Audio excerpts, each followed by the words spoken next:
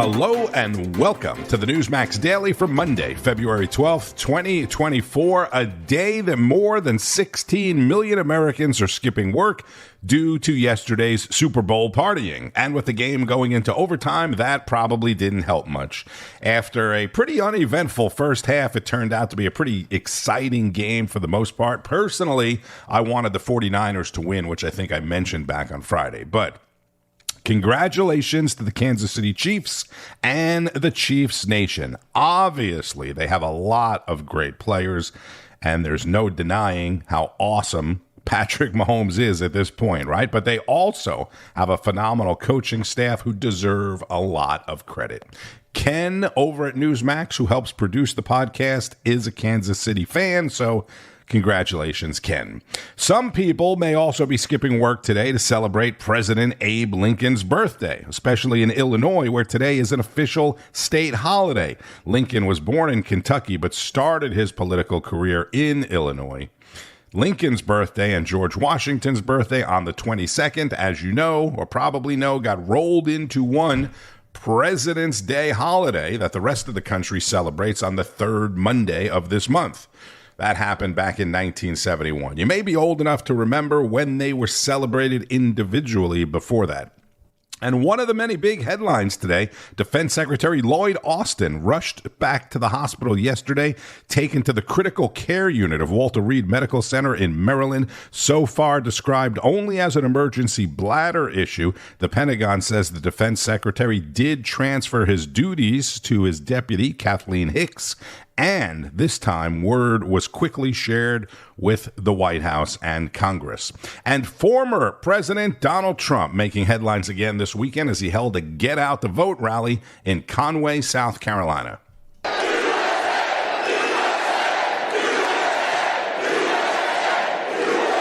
Well, thank you very much. South Carolina, we've had a great relationship with South Carolina. Thank you very much. And I'm thrilled to be back in this beautiful state. We love this state. With thousands of hardworking, God-fearing American patriots. And thanks to proud citizens like you last month, we won Iowa by the largest margin in GOP history. We then went to a beautiful place, New Hampshire, with more votes. We won it with more votes than any candidate has ever gotten in the history of the New Hampshire primary. That's good. As you probably heard 2 days ago, we won everything in the Virgin Islands, a nice place, beautiful place. Would you like to go sometime? We'll all go together. Now we won everything in the Virgin Islands, and then we had a great night, day, month, year, decade in Nevada. We love Nevada. 99% in the Nevada caucuses. We even won the primary that we didn't participate in. We won the primary by 48 points, and we didn't participate in it. It was very nice. I think I was known as not this name. No, we won the primary by a lot. We didn't have much competition, to be honest with you. But we got more votes than anybody in Nevada in the caucuses. We got more votes than anybody in the history of that. So far, we're breaking every record. And I have a feeling we're going to do that again, right, Henry, in South Carolina. We're going to do it again. I think so. We don't have much competition, I will tell you. Turned out we have a lot less competition than we thought. 14 days from now, each and every one of you is going to get out and vote and deliver a gigantic win right here in South Carolina. And this November, we're going to win the White House, and we're going to take back our country. We're going to take it back. Terrible. Terrible what's been happening. Early voting for South Carolina begins. The primary begins. You got to get out. We want to send a signal for November. We just want to we want to win this thing so big, we want to send a signal because we have to take back. They are destroying our country. This man is destroying our country. So on Monday, go vote. Early voting, go vote. Let's not forget that this week we also had another massive victory that every conservative should celebrate. We crushed crooked Joe Biden's disastrous open borders bill. Crushed it.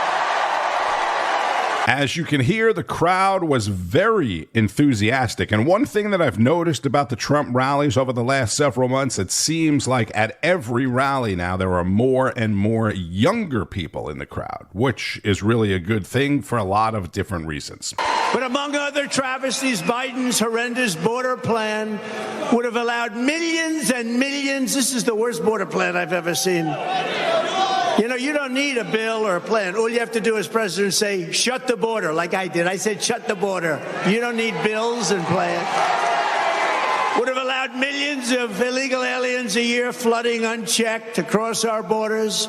Virtually unlimited number of illegals from countries such as Somalia, the Congo, Libya, Yemen, and Iran. A lot of people coming in from Iran, a lot of people coming from China, a lot of people coming from Russia.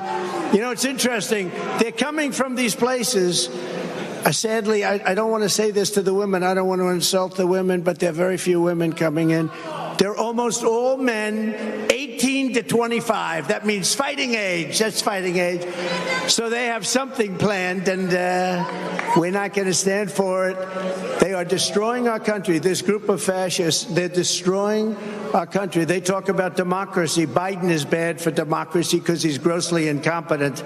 That's why he's bad for democracy. He is bad for democracy. Plus, he uses DOJ and FBI and everything he can to go after an opponent. And nothing has ever happened like that in this country.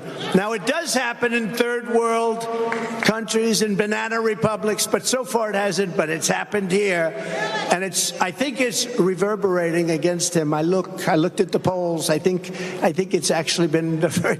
It's hard to say it's good to be indicted, but it sure as hell has helped the polls, hasn't it? Because I've never had polls like that. No, he's bad for democracy, and it would have given him new authority. The bill would have given him new authority to grant mass asylum, which, by the way, Bird Brain loves mass asylum.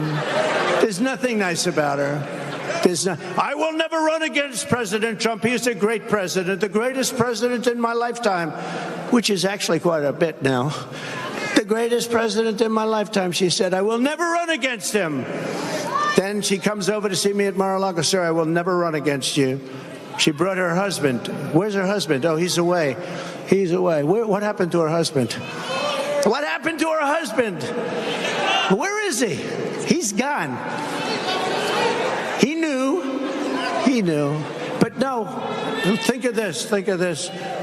I will never run against you, sir, but it's all over tape. We've got like 19 versions. The great Dan Scavino, he made 19 versions of it. I will never run against him. Will you run against him? I will never. A little while later, I'd like to announce my candidacy. We don't need people like this. Trump criticized Nikki Haley in her home state and talked up current governor Henry McMaster. But he became the governor, and you're one of the most popular governors and maybe the best governor in the whole country. And, of course, he also spoke about the biggest story of the week and weekend, the Special Counsel report in President Biden's document case. As you probably know, 2 days ago, the Biden Department of Injustice let Crooked Joe off the hook for some of his very egregious crimes, including his brazen theft of classified documents long before he was ever president. He's been doing this for 50 years. I couldn't believe it. I remember a certain senator got up and said, no way he did that. No way. But he did it. He took them when he was a senator. You can't do it. Now, in my case, I'm covered by the Presidential Records Act. I'm allowed to do what I do.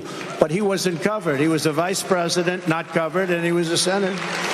But this is yet more proof that we have a weaponized two-tier system of justice in this country. Crooked Joe got off scot-free. Now, I don't know if you call it scot-free. They said he was a mental basket case. Okay, so I wouldn't say it's totally scot-free. In fact, I think maybe if I had my choice, I'd take the other.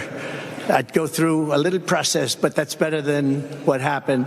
But they said he was a disaster mentally, and he willfully stole gigantic numbers of classified documents, willful. But because of his condition mentally, is this guy going to make it to the starting gate, seriously? Well, it shows you the power of incumbency, doesn't it? If that happens, it's just sort of an incredible thing. But I've been saying no, but you never know. Donald Trump speaking at a Get Out the Vote rally in Conway, South Carolina, where early voting actually began today. Primary day is February 24th. Biden already won the Democratic primary there last week, and I totally agree with Trump, and I've been saying this for a long time. If you've been listening to the podcast, I do think that Joe Biden will eventually be replaced as the Democrats' candidate, and I still think that it could very well be Michelle Obama. The Special Counsel's report on Biden's mental health continued to dominate the news shows over the weekend. South Carolina Congressman Ralph Norman spoke about it with our Tom Basile on America Right Now. And Congressman, no charges came out of this investigation, but we did see a deeply troubling depiction of the president's cognitive state in this report. It describes the president as an elderly man with a poor memory, saying that he couldn't remember when he was vice president and other details about his life, associates, and career. Your colleague, Congresswoman Claudia Tenney, has called for the cabinet to invoke the 25th Amendment to remove the president from office. That's likely not going to happen. But, you know, would that be a smart move anyway? Because as President Kamala Harris, really what we need right now? Well, first of all, it shows a two-tiered system of justice, one for Democrats and one for Republicans. Secondly, Joe Biden's been showing the fact of what Americans are seeing now for a long time. They just are now reporting it. It's a scary time for the American people. It's a scary time for Americans and for the country in general, because others see weakness and are going to take advantage of it. As far as the 25th Amendment, it sounds good, Tom, but it takes Kamala Harris to agree and the Biden administration, the cabinet post, vote on it. They're the ones that were appointed by Joe Biden. So the odds on getting him out is slim to none. They're not going to vote against the person that put him in. And Kamala Harris would be as bad as Joe Biden. I mean, his judgment all across the board is not there. And granted, now he's worse off than he was when he took office. That's South Carolina Republican Ralph Norman. So you can forget about the 25th Amendment to remove Biden based upon what he's saying. Representative Norman also spoke about the congressional battle over a border bill. What needs to be, and specifically needs to be in a border bill in order for it to pass the floor of the Republican House of Representatives? What's needed is a president who will enforce what's already on the books. When he took office, he's the one that stopped the remaining in Mexico policy. He's the one that stopped the wall from being built. He's the one that started letting everybody from every country into America. And the fight now is on our soil. What you saw happen in Israel is over here now. So there's not a bill. The only reason this bill came up out of the Senate was to give Biden cover to blame Republicans when we wouldn't pass it or even take it up. And it's ridiculous, the details in this bill. $5,000 a day admitted, dollars that go to give to even further open the border up. The agents are not allowed to do the job that they should be doing. So this administration just isn't going to enforce it. That is South Carolina Republican Congressman Ralph Norman on America Right Now with Tom Basile. One of the many great Newsmax weekend shows, one of the many must-see Newsmax weekend shows. That's Saturday mornings at 9 o'clock Eastern. And Newsmax reporter Mike Carter hit the streets of New York City over the weekend asking people what they thought about Special Counsel Robert Hur's report on President Biden. While we learned that the president won't be charged with any crimes, is what the special counsel wrote in this report just as damaging? The president willfully retained classified documents but shouldn't stand trial because a jury would see him as, quote, a well-meaning elderly man with a poor memory. If you're too senile to stand trial, are you too senile to be president? Absolutely. If our president is not capable of having proper mental health, then how is he supposed to run the country? In the last week, President Biden has said he's recently talked to the former president of France, a man who's been dead for 28 years. He's recently talked to the former chancellor of Germany, who's been dead since 2017. And last night, he said that Mexico borders Gaza. What does this say about the president's relationships with some of our closest allies? Honestly, that says to me that he is in the near end stages of dementia. You're from Germany? Yes. What does that say about U.S.-German relations? Not much. Where are you from? From France. Clearly shows that he doesn't care. This report says that President Biden couldn't remember key dates in his life, like the dates of when he became vice president.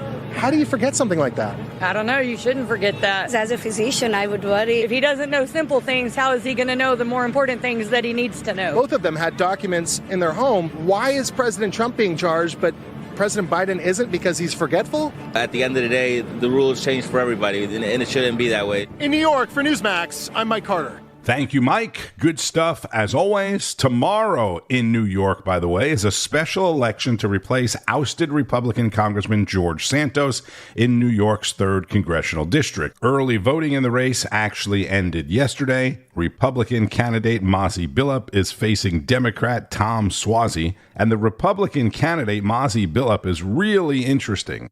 She's an Israeli-American, number one. She fought in the Israeli army, and she was born in Ethiopia. I mean, a pretty incredible story. It's a very important race, obviously, with the Republicans' thin majority in the House, and both parties are spending a lot of money there.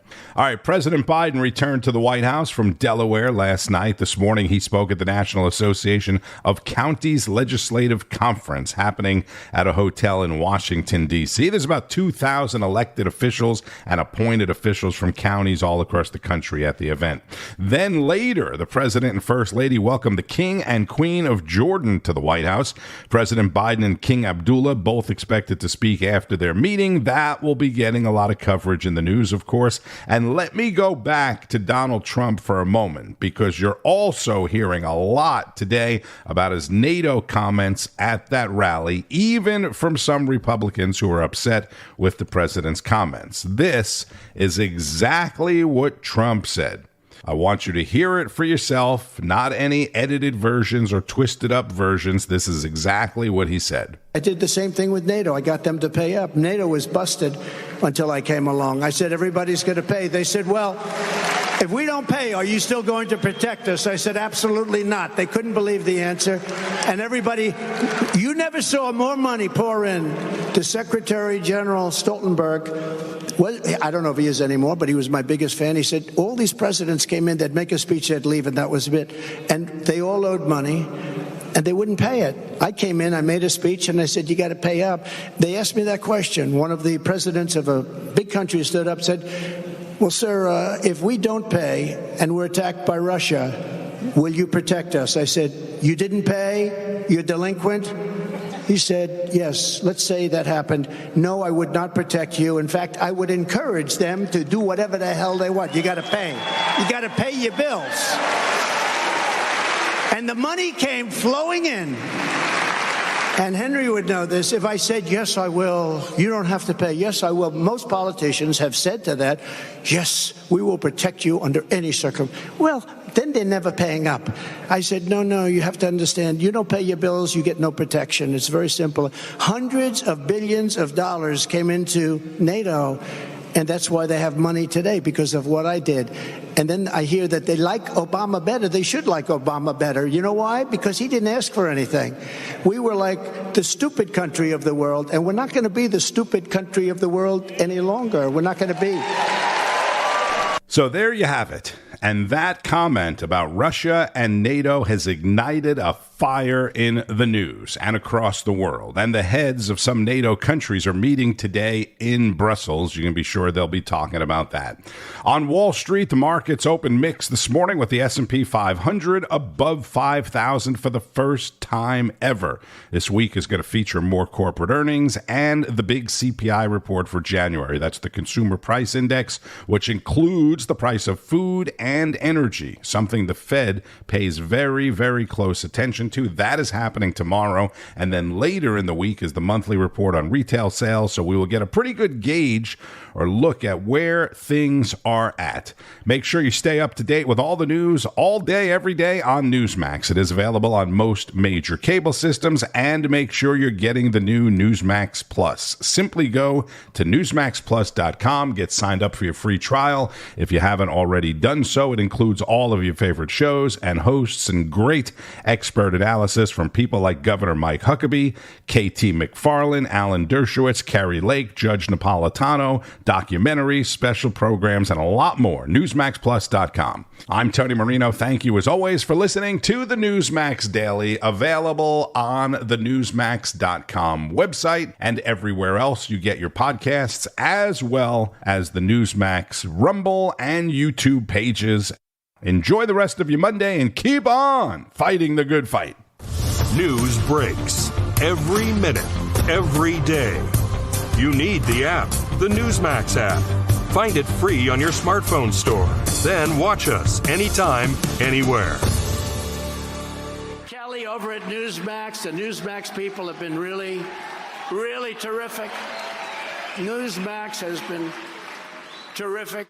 President Trump is right. Millions are tired of Fox, and they're switching to Newsmax Plus. It's the fastest growing streaming service in America. You don't need woke Disney and Hulu anymore. Just get Newsmax Plus. Watch the best shows like Greg Kelly, Rob Schmidt, Greta Van Susteren, and Eric Bowling. And get incredible analysis from Dick Morris, Alan Dershowitz, Carrie Lake, Mike Huckabee, and more. It's free to start. So go to NewsmaxPlus.com now to sign up and watch Newsmax anytime, anywhere.